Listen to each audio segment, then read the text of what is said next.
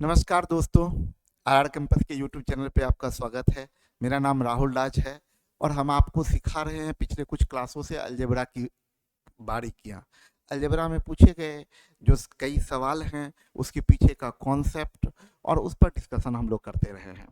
तो आइए आज कुछ नया चीज़ सीखते हैं और नए कॉन्सेप्ट को जानते हैं और उस पर बेस्ड जो सवाल पूछे गए हैं एसएससी में, उन पर हम लोग डिस्कशन करते हैं।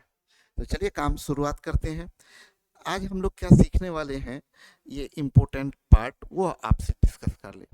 सबसे पहली बात, आज हम लोग ये सीखने वाले हैं कि ध्यान दें, अगर ये कोई भी दो या दो से अधिक वेरिएबल जिसका पावर इवन हो और उनका सम जीरो हो, तो ये पावर इवन होने का मतलब ये एक पॉजिटिव नंबर है। ये क्या है? पॉजिटिव नंबर है और ये भी पॉजिटिव नंबर है।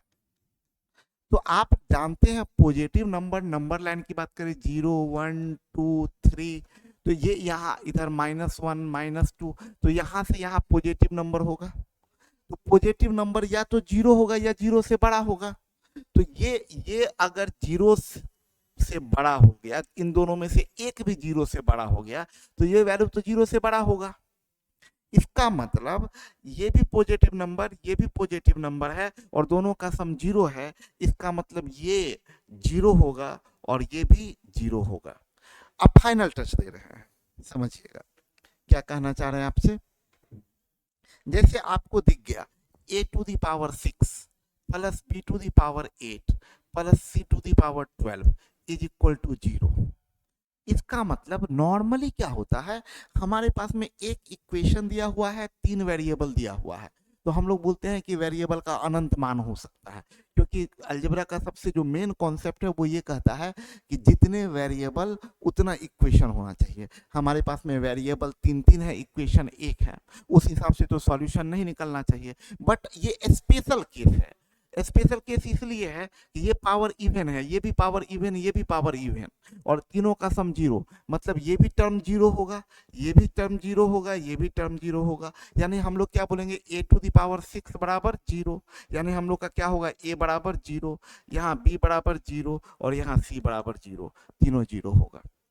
तो अब आइए इसी को अब देखते हैं, ये कॉन्सेप्ट हुआ।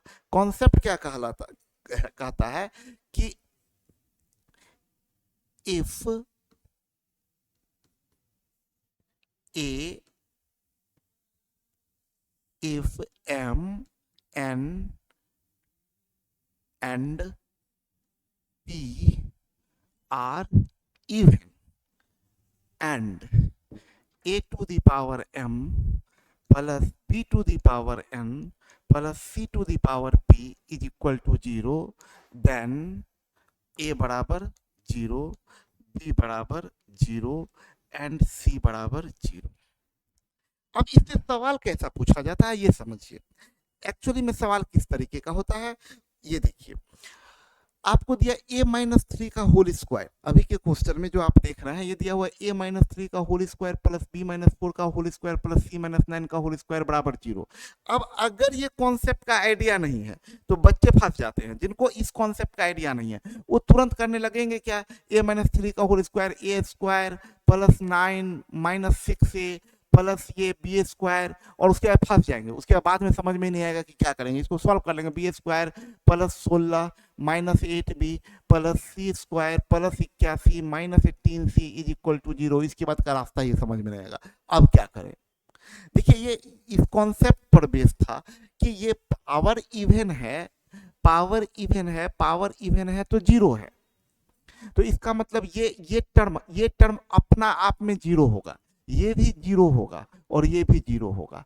तो इसका मतलब अभी हम बता रहे हैं, इतना करना नहीं है। a-3 का होल स्क्वायर क्या होगा, जीरो, तो a-3 भी जीरो होगा, तो a बराबर क्या आएगा 3, b बराबर क्या आ जाएगा 4 एंड c बराबर क्या आएगा 9। अभी पहला क्वेश्चन हम विस्तार से समझा रहे हैं। क्या करना है हमें, a-3 का होल स्क्वायर है, तो इसका मतलब, और ये भी पावर टू और सम जीरो है, इसका मतलब ये टर्म भाई अकेला जीरो होगा। a-3 का होल स्क्वायर ये किसके बराबर होगा, जीरो के बराबर होगा। ये वाला जो है b-4 का होल स्क्वायर ये बराबर भी 0 होगा। और ये भी टर्म है, ये c माइनस 9 का होल स्क्वायर बराबर 0 होगा। इसका मतलब ये a बराबर 3 होगा, यहाँ से b बराबर 4 होगा और यहाँ से c बराबर 9 होगा। अब देखिए यहाँ सॉल्यूशन किसको बोलते हैं, जो इक्वेशन को सेटिस्फाई कर दे। यहाँ पर 3 रख दीजिए तो 3 में से 3 गया 0, 0 का स्क्वायर 0। यहाँ 4 रख दिया, 4 में से 4 गया 0, 0 का स्क्वायर 0। और यहाँ 9 रख दिए तो 9 में से 9 गया 0 का स्क्वायर 0, यानी 0 प्लस 0 प्लस 0 बराबर 0। अब आप समझ गए होंगे क्या कहानी है। ये a प्लस रूट अंडर आपका मान निकल चुका है। a की जगह हम लोग 3 रखेंगे, b की जगह 4 रखेंगे, c की जगह 9 रखेंगे। 9 4 13 3 16, रूट 16 का वैल्यू 4 हो जाएगा। ये आपका आंसर हो गया। अब देखिए यहाँ अगला सवाल, अब आप लोग इजीली बना सकते हैं। अब इतना नहीं करना, power even power even power even. इससे हमारा a बराबर -7 निकलेगा, इससे हमारा b बराबर 4 निकलेगा और इससे हमारा c बराबर 12 निकलेगा। यहाँ पर पुट कर दीजिए, 12 4 16 में से 7 गया रूट 9 का वैल्यू 3। ये आपके सवाल का उत्तर है। हर सवाल को बनाने के लिए पहले वीडियो को पॉज करिए, खुद से ट्राई करिए और तब सॉल्यूशन देखिए।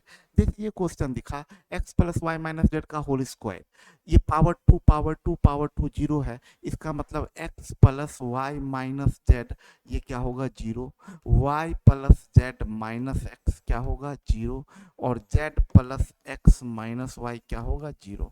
अब देखिए इनको जोड़िएगा तो ये देखिए ये minus x plus x cut जाएगा। ये आपको हाइलाइटर से काट के दिखा देते हैं। ये माइनस एक्स और ये प्लस एक्स कट जाएगा। ये प्लस वाई और ये माइनस वाई कट जाएगा। ये प्लस जेड ये माइनस जेड कट जाएगा। आपका बच गया एलएचएस में X plus Y plus Z, X plus Y plus Z, X plus Y plus Z बराबर 0। और यही तो आपसे पूछा गया था कि X plus Y plus Z का मान क्या होगा, तो X plus Y plus Z का मान 0 होगा। ओके, अब जो सवाल आता है ये बहुत यहाँ से ओरिजिनल इसका लेवल स्टार्ट होता है। अच्छा, सीजीएल का लेवल स्टार्ट जो होता है इस वैरायटी में हम बोल रहे हैं वो यहाँ से स्टार्ट होता है। इसको समझाने के लिए हम आपको फिर से ले चलते हैं, पीछे जो आप उससे बताए थे वो हम आपको फिर समझाना चाह रहे हैं। क्या चीज बताना चाह रहे हैं इसको देखिए। अगर हम आपसे बोल दिए a माइनस 3 का whole square plus b minus 2 का whole square is equal to 0, अब तो इस सवाल को आप एकदम इजीली बता दीजिएगा। हम पूछ देंगे क्या कि बताइए भाई a प्लस b का मान क्या होगा। आप बोलिएगा सर स्क्वायर का सम 0 है या पावर इवन है, सम 0 है, तो हम a बराबर 3 बोलेंगे और b बराबर 2 बोल देंगे और हम बोल देंगे a प्लस b बराबर 5 होगा। ठीक है, लेकिन समस्या क्या होगा, ये ऐसे नहीं देगा। ये लोग क्वेश्चन सेट करने वाले बोलेंगे क्या कि बच्चे ये सबको ये समझ में आ गया है, पावर इवन है तो ये फटाफट a बराबर 3 b बराबर 2 निकाल देता है और आंसर कर देता है। तो वो लोग क्या करते हैं, इसको ना एक्सपेंशन कर देते हैं। इसको लिखते हैं a स्क्वायर प्लस 3 का स्क्वायर 9 माइनस 2ab यानी 6a plus b square plus 4 minus 4b is equal to 0। अब देखिए, और इसको ये लोग ऐसे गायब कर दिए, इसको गायब कर दिए कि ये है ही नहीं। लीजिए, अब तो मामला ही फंस गया। अब तो आपको स्क्वायर का सम 0 वाला कुछ दिख ही नहीं रहा है। ये लग रहा है कि अरे यार ये तो कोई क्वाड्रेटिक इक्वेशन है, इसमें a भी वेरिएबल है b भी वेरिएबल है, ऐसे है। तो यहाँ पर आके मामला फंस जाता है। इतना ही नहीं, ये लोग और घुमा देते हैं। ऐसे तो कम से कम कोई आदमी दिमाग भी लगा लेगा कि ये है a माइनस 3 का होल स्क्वायर और ये है b माइनस 2 का होल स्क्वायर। ये लोग इतना तक भी नहीं छोड़ते हैं। ये बोलते हैं कि भाई आप ये ऐसे नहीं होगा, इसको ना और उलझा देते हैं। इसको ये क्या करता है, ये लोग इन दोनों को जोड़ देगा, 9 4 13 बोलेगा a square minus 6a plus b square minus 4b is equal to, ये 9 4 13 है, इधर लेके चला जाएगा माइनस 13 कर देगा। अब तो आपको और कुछ समझ में नहीं आएगा। इवन बाद में चल के ये लोग ये भी कर देते हैं, a square plus b square बराबर 6a प्लस 4b माइनस 13। अब आप सोचिए, ये पूरा गायब कर दिया और अब आपसे ये सवाल पूछेगा, तो आपको हालत खराब हो जाएगा। सोचिएगा कि आपको समझ में नहीं आएगा कि किसका कहाँ पावर इवन है। कुछ पता चला? आप देखिए उसी इक्वेशन का डेरिवेशन है। तो नियमता होता है क्या, आपको ये समझना पड़ेगा कि ये भाई तब आम आदमी कैसे, मतलब नॉर्मल कैसे सोचा जाए, सोचा कैसे जाए। तो सोच ये बताता है कि भाई हमें क्या कर रहा है, ये एक इक्वेशन इन्होंने दिया है, ये एक इक्वेशन इन्होंने दिया है और दो दो वेरिएबल दे रखा है इन्होंने, और हमसे पूछा है ए प्लस बी का मान। तो ये एक इक्वेशन है, तो ए और बी का मान तो निकल नहीं सकता है, यूनिक मान ए बी का नहीं निकल सकता। इक्वेशन एक वेरिएबल एक से ज्यादा, तो ए और बी का यूनिक मान नहीं निकल सकता है। यानी गारंटी है कि ये पावर इवन वाला केस होगा, तभी इसका ए और बी का यूनिक मान निकलेगा। तो अब हमें यहाँ एडजस्ट करना होगा। एडजस्ट कैसे करेंगे? तो इसको हम लोग लिखेंगे, सबको एक तरफ लेके आ जाएंगे, बोलेंगे A square plus B square minus, अच्छा, और लीनियर ये एक वेरिएबल टाइप का टर्म को एक साथ रखेंगे। तो A square minus 6a plus B square minus 4b और प्लस 13 बराबर 0 है। अब हम लोग यहां से तय करेंगे, ये 2ab होगा तो इसमें 2 छिपा हुआ है, तो बच क्या रहा है 3। इसमें इसको ब्रेक कर रहे हैं 6a में से, इसमें इसका 2ab में a है और 2 है, तो तीसरा जो बच रहा है वो b होगा। तो a है 2 है तो तीसरा 3 बच रहा है, तो 3 जो बच रहा है वो b है। यानी यहाँ पर सेकंड टर्म क्या होगा, 3 का स्क्वायर 9, यानी ये दो टुकड़ा में टूटेगा, 9 और 4, यानी ये बनेगा ए स्क्वायर माइनस 6a प्लस 9, इस 13 को अब plus B square minus 4b plus 4 is equal to 0। तो ये वाला टर्म जो होगा ये a माइनस 3 का, अभी हम ये बता रहे हैं, कॉन्सेप्ट बता रहे हैं, इतना देर लगेगा नहीं, 2 सेकंड में आंसर आएगा, ओनली 2 सेकंड, अभी सिर्फ समझा रहे हैं। तब इसको हम लोग बोलेंगे a माइनस 3 का होल स्क्वायर है और ये b माइनस 2 का होल स्क्वायर है, ये बराबर 0 है। अब हम लोग बोलेंगे भाई a बराबर 3 होगा, b बराबर 2 होगा। लेकिन आप क्या इतना करने की आवश्यकता नहीं, हम बोले कि हम बिल्कुल ये सब नहीं करना चाहते हैं। हम बोले जिस रूप में दे आप उसी रूप में बना दीजिए। जैसे आपको दिया है ए स्क्वायर प्लस बी स्क्वायर बराबर 6a प्लस 4b माइनस 13। देखिए कॉन्सेप्ट हम आपको देते हैं, यहाँ लिख देते हैं कॉन्सेप्ट आपको। अगर कहीं आपको ये इस फॉर्म में इक्वेशन दिख जाता है, A X square plus B X plus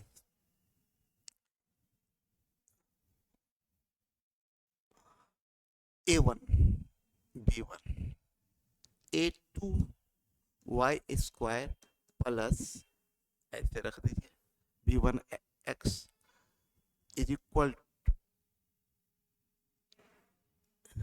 ax square plus b1 y square is equal to a2 x plus b2 y plus कोई कांस्टेंट ऐसे दिख जाए। तो आप देखिए ये लीनियर, ये क्वाड्रेटिक टर्म और ये लीनियर टर्म है, ये क्वाड्रेटिक टर्म लीनियर टर्म है। आप कांस्टेंट टर्म पर बिल्कुल ध्यान मत दीजिए, आपको सीधा डायरेक्ट x का मान निकालना है। तो कैसे x का मान निकालते हैं, याद रखिएगा दोनों का साइड अलग अलग होना चाहिए। क्वाड्रेटिक टर्म एक तरफ होना चाहिए, लीनियर टर्म एक तरफ। अगर LHS में क्वाड्रेटिक है तो RHS में लीनियर होना चाहिए, दोनों का साइड सेम नहीं होना चाहिए। दोनों का क्या बताए, साइड सेम नहीं होना चाहिए। तो हम बोले क्या कि क्या करना है, x का मान डायरेक्ट निकालना है, तो आपको क्या करना है, x का कॉफिशिएंट, x का लीनियर का कॉफिशिएंट का सीधा आधा कर दीजिए, लीनियर के कॉफिशिएंट को आधा कर दीजिए और उसमें क्वाड्रेटिक के कॉफिशिएंट से डिवाइड कर दीजिए, सीधा x का मान निकल जाएगा। अगर y चाहिए सेम चीज, लीनियर का कॉफिशिएंट b2 का हाफ करिए और उसमें डिवाइड करिए क्वाड्रेटिक के कॉफिशिएंट से। तो आपका वाई मान निकल जाएगा। अब देखिए, अब इस सवाल को जो हम अभी एग्जाम्पल दे रहे थे आपको, इसी सवाल का, इसमें आप पीछे आंसर निकाले थे, हम बोले क्या ए निकालना है, तो लीनियर का कॉफिशिएंट 6 है, उसका आधा कर दिए 3, क्वाड्रेटिक का कॉफिशिएंट 1, 1 से डिवाइड करेंगे वही आएगा। बी निकालना है, लीनियर का कॉफिशिएंट 4 का आधा करेंगे तो 2, क्वाड्रेटिक के कॉफिशिएंट से डिवाइड करेंगे 1, यानी ए 3 बी 2। आपको याद होगा हम लोगों ने यही निकाला था, ए 3 बी 2। तो कितना आसानी से बन गया क्वेश्चन। आप देखिए इस सवाल को अगर हम लोग बनाने का कोशिश करते हैं, यहाँ पर देखिए ये साइन, ये लीनियर को हम क्या बताए थे, एलएचएस में अगर क्वाड्रेटिक है तो आरएचएस में लीनियर टर्म होना चाहिए। हमें एक्स का मान निकालना है, एक्स है, तो ये x का कॉफिशिएंट क्या है यहाँ, -2। आप यहाँ देखिए x का कॉफिशिएंट -2, उसको उधर ले जाएंगे तो +2 होगा, और 2 का आधा करेंगे तो 1 होगा, x बराबर 1। कॉफिशिएंट एक्स स्क्वायर का कॉफिशिएंट 1 ही है। y की बात करें तो y का कॉफिशिएंट क्या दिख रहा है, 2। जब वो उस साइड जाएगा तो -2 होगा, आधा करेंगे तो -1 हो जाएगा। z का कॉफिशिएंट, जेड का, जेड इसमें दिख ही नहीं रहा है भाई, यानी आप बोल सकते हैं जेड का कॉफिशिएंट 0, तो 0 में किसी भी चीज से डिवाइड करिएगा तो क्या आएगा, 0, तो जेड बराबर क्या आ जाएगा, 0। यानी आपका ये क्वेश्चन का सवाल का आंसर होगा x³ 1, y³ -1, z³ 0, यानी ये वैल्यू आ जाएगा 0। यही आपके सवाल का उत्तर है। क्या करना, वंस मोर हम फिर से बता दें, क्या हम बता रहे हैं आपसे, लीनियर के कॉफिशिएंट का हाफ करेंगे। पहला शर्त क्या है, लीनियर क्वाड्रेटिक टर्म एक तरफ होना चाहिए, लीनियर टर्म एक तरफ होना चाहिए। बनाने का तरीका, लीनियर टर्म के कॉफिशिएंट को आधा करेंगे और क्वाड्रेटिक के कॉफिशिएंट से डिवाइड करेंगे। जैसे ये सवाल है आपका, अगला सवाल ये देखिए, बोल रहा है ये यहाँ पर आपका देखिए क्वाड्रेटिक एलएचएस में है, लीनियर आरएचएस में है, तो मेरा काम हो गया, सीधा डायरेक्ट ए का मान आपका निकल जाएगा। लीनियर का कॉफिशिएंट -20 है, आधा करेंगे तो -10 जाएगा। क्वाड्रेटिक का कॉफिशिएंट देखिए 25 है, तो डिवाइडेड बाई 25 हो गया। बी का मान अगर निकालते हैं तो लीनियर का कॉफिशिएंट 10 है, आधा करेंगे तो 5 होगा। बी स्क्वायर का कॉफिशिएंट 25 है, 25 से डिवाइड कर देंगे। सी में लीनियर का कॉफिशिएंट 10 है, 10 का आधा करेंगे 5 होगा, और क्वाड्रेटिक का कॉफिशिएंट 25 से डिवाइड कर देंगे। अब आपको a + b + c पूछ रहा है, तब तो नीचे सबका 25 दिख रहा है भाई, तो 5 5 10, 10 में से 10 गया 0, 0 बट्टे 25 बराबर 0 आ जाएगा इसका आंसर, यानी ये आपका आंसर 0 जाएगा। आगे बढ़ते हैं हम लोग, देखिए यहाँ बड़ा अच्छा सजा के दिया है, क्वाड्रेटिक टर्म एक तरफ, लीनियर टर्म एक तरफ। हम क्या बताए आपको, लीनियर के कॉफिशिएंट का आपको ए निकालना है, तो ए बराबर, लीनियर का कॉफिशिएंट क्या है, 2 है, आधा करेंगे 1 होगा। क्वाड्रेटिक का कॉफिशिएंट 1 है, तो 1 ही रह जाएगा ये। बी की बात करें, लीनियर का कॉफिशिएंट -2 है, आधा करेंगे -1, क्वाड्रेटिक का कॉफिशिएंट 1 से डिवाइड कर दीजिए। सी की बात करेंगे, लीनियर का कॉफिशिएंट -2 है, आधा करेंगे तो -1 होगा, क्वाड्रेटिक का कॉफिशिएंट से डिवाइड करेंगे यही रह जाएगा। अब आपसे पूछ क्या रहा है, ये इसका मान पूछ रहा है, इसका मान, तो भाई इसका मान क्या होगा, 2a, 2a बराबर 2, 3b, तो b -1 है, तो माइनस से गुना होगा तो +3 हो जाएगा, और 4c तो -4 हो जाएगा। वैल्यू 1 आपका आंसर हो गया क्वेश्चन का। अगला देखिए, ये आपका देखिए, ये भी फिर वही बात है, ये क्वाड्रेटिक टर्म, ये लीनियर टर्म। हम आपसे क्या बताएं, आपको क्या करना है कि x का मान चाहिए, तो लीनियर का कॉफिशिएंट 24 है, आधा करेंगे 12 होगा। क्वाड्रेटिक का कॉफिशिएंट 16, यानी 4 तिया 12, 4 चौक 16, 3 बट्टे 4 आ जाएगा। y का मान निकालना है, लीनियर का कॉफिशिएंट -24 है, आधा करेंगे तो -12, क्वाड्रेटिक का कॉफिशिएंट 9 है, तो -4/3 आंसर आ जाएगा। z की बात करें तो लीनियर का कॉफिशिएंट 24 है, हाफ करेंगे तो 12 आ जाएगा। क्वाड्रेटिक का कॉफिशिएंट 4 है, तो 4 से डिवाइड कर देंगे, तो ये वैल्यू 3 आ जाएगा। अब आपसे पूछ रहा है एक्स वाई प्लस 2z का मान निकालिए, एक्स वाई प्लस 2z। तो एक्स वाई के जगह 3/4 गुने 4/3, 3/4 गुने 4/3 प्लस 2z का वैल्यू कितना हो जाएगा 6।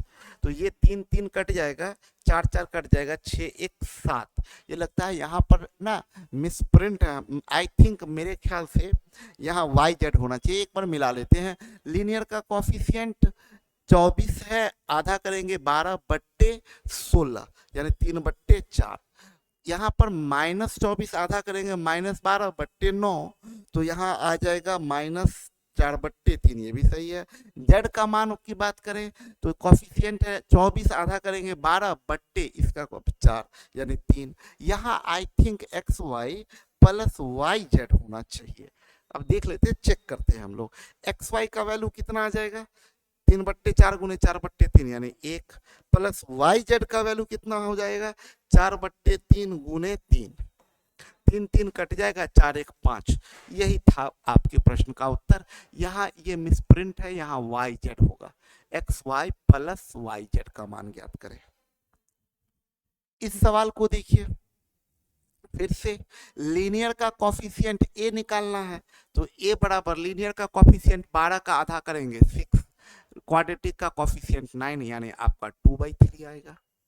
लीनियर का कॉफिशिएंट कितना है 12 दूनी 24, 24 का आधा क्या होगा 12, बट्टे क्वाड्रेटिक का कॉफिशिएंट 9 है, तो 12/9 यानी 4/3। और सी लीनियर में है ही नहीं, तो सी उसका कॉफिशिएंट 0, 0 में कुछ भी डिवाइड कीजिएगा तो 0 हो जाएगा। अब आप देखिए आपका ये रूट अंडर, इसका मान निकालते 6 से, ए में 6 से गुना करिएगा तो 3 दूनी 6, 2 दूनी 4 आ जाएगा। बी में 9 से गुना करिएगा तो 3 तिया 9, 4 12 हो जाएगा। और सी 0, तो ये 0 हो जाएगा, 12 4 16, 16 यानी 4। ये 4 आपका आंसर होगा।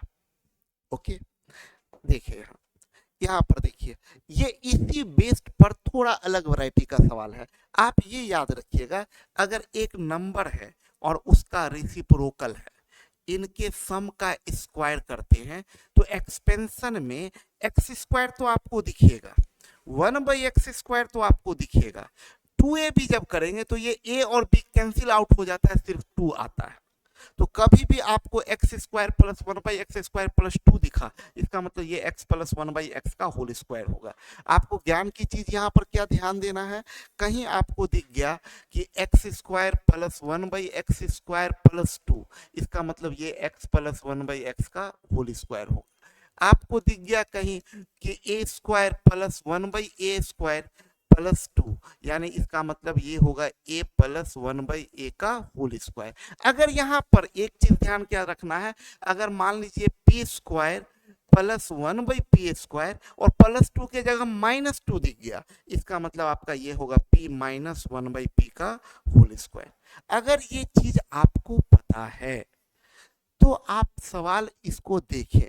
ये देखिए, ये 4 में से 2, इस 4 में 2 है, 2 प्लस 2, तो अगर इसको एक साथ करेंगे तो ये नहीं होगा x² प्लस 1/x², इसमें से 2 इधर आ जाएगा तो -2 होगा, प्लस ये y² प्लस 1/y² -2 और ये बराबर 0।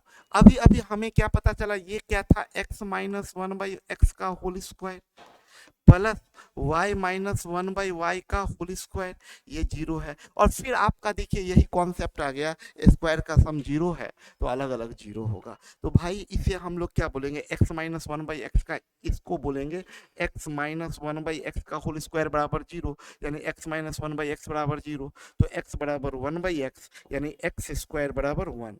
वैसे ही इसमें क्या आ जाएगा, y² बराबर 1। आप देखिए आपसे पूछ क्या रहा है, x² प्लस y², ये 1 प्लस 1 यानी 2। यही 2 तो आपके सवाल का उत्तर है।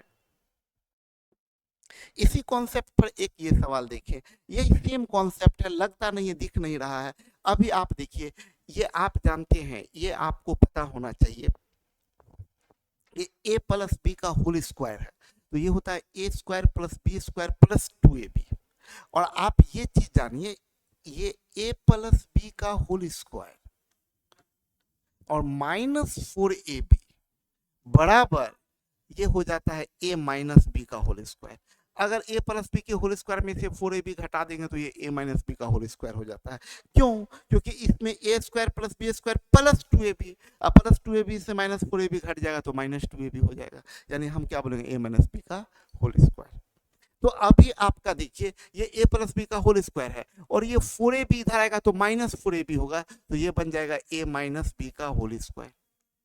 ये b प्लस सी का होल स्क्वायर है, 4bc इधर आ जाएगा तो ये बन जाएगा b माइनस सी का होल स्क्वायर। ये c प्लस डी का होल स्क्वायर है, ये 4cd इधर आ जाएगा तो ये बन जाएगा c माइनस डी का होल स्क्वायर।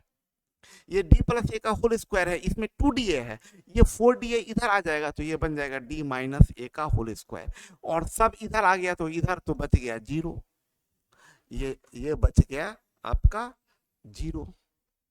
अब 0 है तो फिर तो हो गया स्क्वायर का सम 0 है, तो ये a माइनस बी का होल स्क्वायर 0 होगा तो a माइनस बी बराबर 0, तो a बराबर b, यहाँ से आ जाएगा b बराबर c, यहाँ से आ जाएगा c बराबर d, और यहाँ से आएगा d बराबर a, यानी सब बराबर है तो आपका आंसर हो जाएगा a बराबर b बराबर c बराबर d। ये आपका आंसर हो गया। यही सेम सवाल है यहाँ पर, देखिए ये क्वाड्रेटिक टर्म है, ये क्वाड्रेटिक टर्म, ये क्वाड्रेटिक टर्म, ये लीनियर टर्म है। तो अभी लीनियर टर्म होना चाहिए हमारा उस तरफ, लेकिन अभी इस तरफ है तो हम लोग साइन चेंज करके बात करेंगे। इस बार वेरिएबल है 1/x, तो 1/x का मान निकाल देंगे हम लोग। लीनियर का कॉफिशिएंट -2 आधा करेंगे तो -1, 1/y की बात करेंगे तो लीनियर का कॉफिशिएंट -2, हम -2 क्यों कर रहे हैं, ये उधर होना चाहिए, एक तरफ क्वाड्रेटिक एक तरफ लीनियर, तो उधर लेके जाएंगे तो ये -2 होगा। 1/y का कॉफिशिएंट आधा करेंगे तो -1, और क्वाड्रेटिक का कॉफिशिएंट 1 से डिवाइड करेंगे। सेम चीज 1/z के केस में भी आ जा रहा है -1, तो आपसे इसका सम पूछ रहा है, इसका सम, तो भाई -1 -1 यानी -3, ये आपका आंसर हो गया। आप देखें तो ये था आपका स्क्वायर का सम अगर 0 हो तो फिर हम लोग कैसे हैंडल करते हैं क्वेश्चन को। दो तरीके से क्वेश्चन पूछता है, वो सिंपल एक होता है और उसी में एक उसको एक्सपेंशन कर देगा। तो कुछ नहीं करना है, एक तरफ क्वाड्रेटिक टर्म रखना है, एक तरफ लीनियर टर्म रखना है। लीनियर टर्म के कॉफिशिएंट का आधा करके क्वाड्रेटिक के कॉफिशिएंट से डिवाइड कर देंगे, वेरिएबल का मान निकल जाएगा। तो थैंक यू वेरी मच, आप लोग वीडियो को देखिए, उससे सीखिए, अगर पसंद आए तो शेयर करिए। Okay, thank you very much, मिलते हैं अगले सेशन में।